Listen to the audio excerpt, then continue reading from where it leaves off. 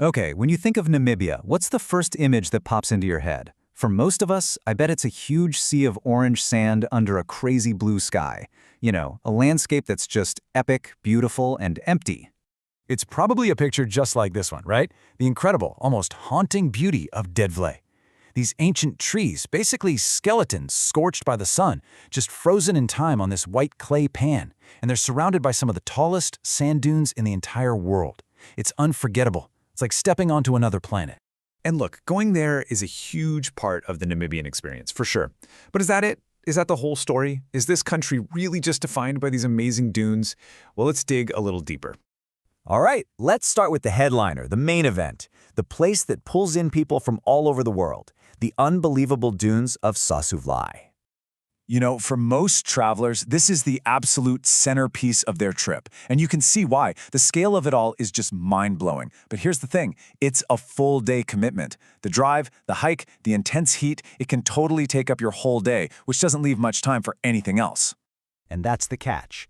Because that day is so jam-packed, a ton of tourists drive right past another national park.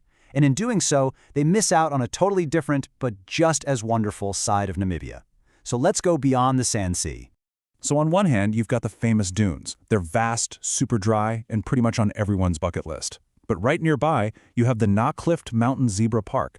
It gets overlooked a lot, but it is hiding this whole world of surprising biodiversity, and tiny little details just waiting for you to find them.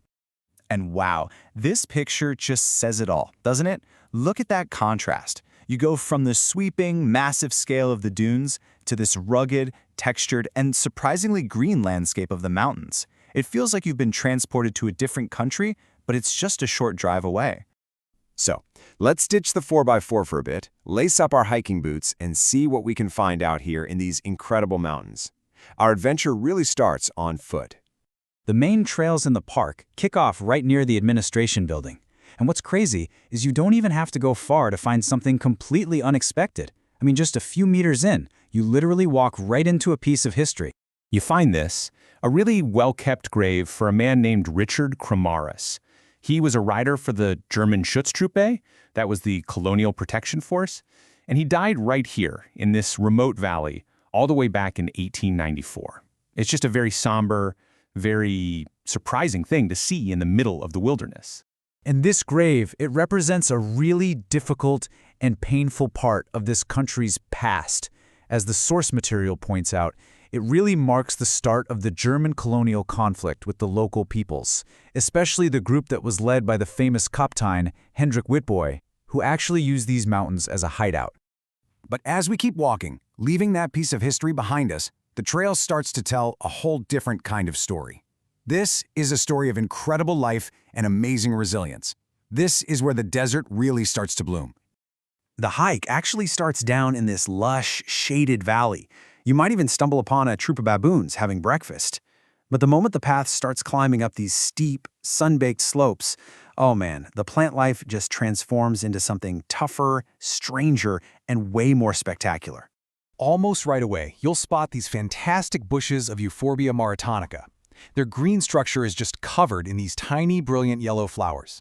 It's this amazing splash of color in a world that's mostly rock and stone.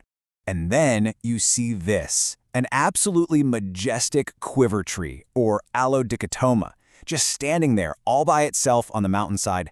And the best part, it was in full, glorious bloom. Seriously, seeing one of these iconic trees flowering is such a rare treat. It was a perfect moment of pure luck and timing. So, you ever wonder why they call it a quiver tree?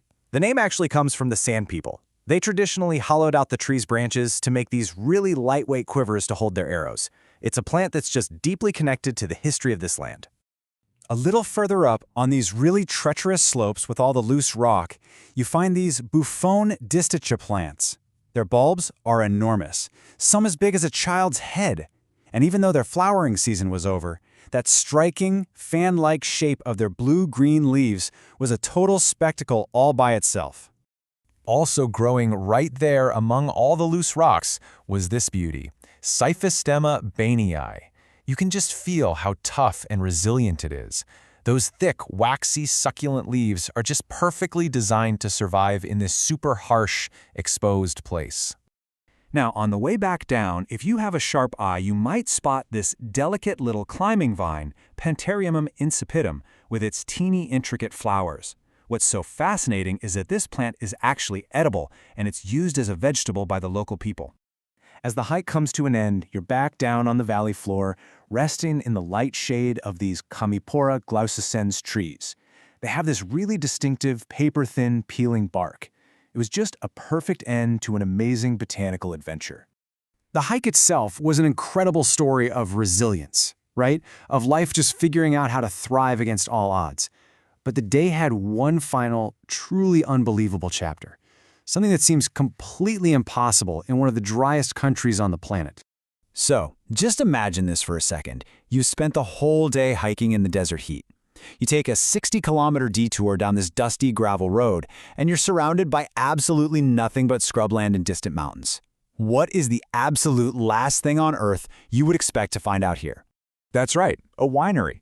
This is Nura's Farm, Namibia's one and only vineyard. I know, it sounds impossible, but there's a really strong natural spring on the property that gives them enough water all year round to create this lush green oasis and to grow rows and rows of grapevines right in the middle of the desert.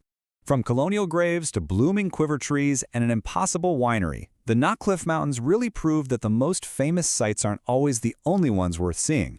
It kind of leaves you with one question to think about for your own travels. What wonders are hiding just beyond your map?